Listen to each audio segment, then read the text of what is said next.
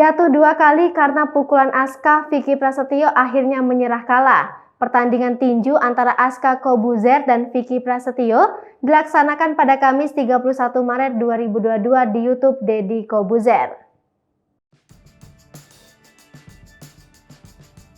Saat ronde pertama, terlihat Aska lebih unggul meskipun kedua fighter sama-sama masih membaca gaya pertarungan masing-masing.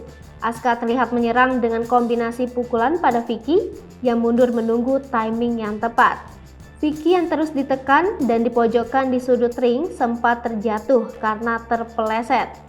Aska yang terus dipancing emosinya oleh Vicky tak terpancing. Saat ronde kedua berlangsung lebih seru karena Aska yang langsung menyerang, namun Vicky masih berhasil menghindar.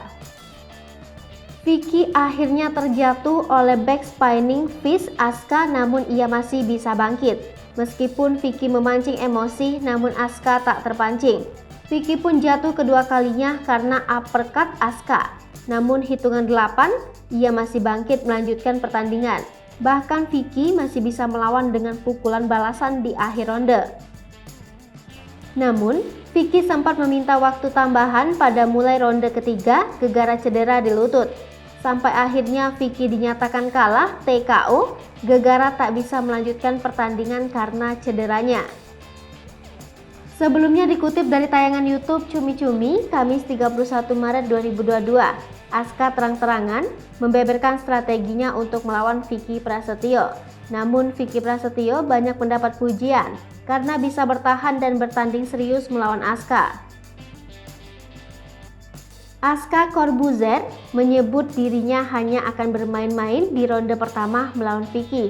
Setelah ronde pertama, remaja 15 tahun ini menegaskan baru akan bertarung dengan serius dan melancarkan pukulannya. Deddy Kobuzer mengatakan sang putra memiliki pukulan yang sangat menakutkan. Kendati demikian, mantan suami Kalina Oktarani ini pun tetap mewanti-wanti Aska agar tidak jumawa. Ia menambahkan Aska bisa saja kalah dari Vicky Prasetyo karena terlalu menganggap remeh lawannya tersebut.